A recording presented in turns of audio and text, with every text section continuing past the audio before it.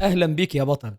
بص يا سيدي، عشان تكسر الضغط العالي اللي بيمارسه المنافس في الكورة الحديثة، الموضوع مش مجرد كورة طولية. الموضوع محتاج مثلثات وحركة وذكاء في استغلال المساحات. تعال نرسم خطة اللعب دي بشكل انسيابي وعملي. البداية دايما من حارس المرمى والمدافعين. عشان تضرب الضغط العالي لازم توسع الملعب لأقصى درجة. قلبي الدفاع لازم يفتحوا عرض ال 18 عشان يخلوا المهاجمين بتوع المنافس يضطروا يجروا مسافات كبيرة. وهنا الحارس بيلعب دور الليبرو. لازم يكون عنده هدوء أعصاب ويبدأ يمرر للمدافع اللي فاضي. ولو المنافس ضاغط بكل قوته، الحل الأضمن هو الخروج بالكورة بلمسة واحدة. التمريرات القصيرة السريعة بتخلي المنافس يلف حوالين نفسه، ومع كل تمريرة لزميل المنافس بيفقد توازنه. ولو لقيت ممر تمرير طولي لوسط الملعب، دي اللحظة اللي لازم تستغلها فورا عشان تكسر الخط الأول للضغط. بعد ما نعدي الخط الأول نيجي لأهم حتة، وهي خلق التفوق العددي للاعبي وسط الملعب اللي لازم يتحركوا في زوايا رؤية مختلفة. المثلثات هي السلاح السري.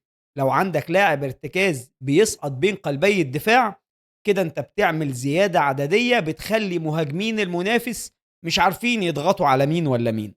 ولو لعيبة الوسط اتحركوا ورا خط ضغط المنافس، انت كده ضربت المنظومة الدفاعية كلها. والمفتاح هنا هو السيرد مان ران او لعبة الرجل الثالث.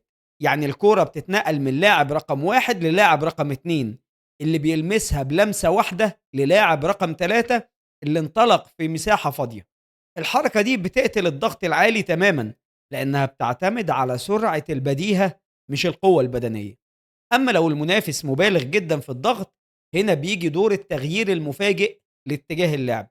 لو الضغط كله مركز في ناحية، انقل الكرة بسرعة ناحية الظهير اللي بيبقى غالبا فاضي أو في موقف واحد ضد واحد.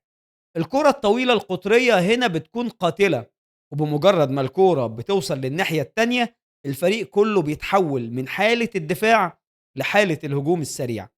والأطراف لازم تكون جاهزة للانطلاق في المساحة اللي سابها ظهير المنافس اللي كان متقدم علشان يضغط.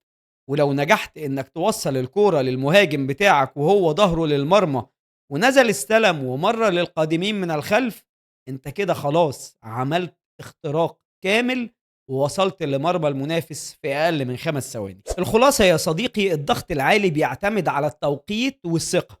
لو خفت هتخسر الكورة، ولو اتسرعت هتسلمها للمنافس.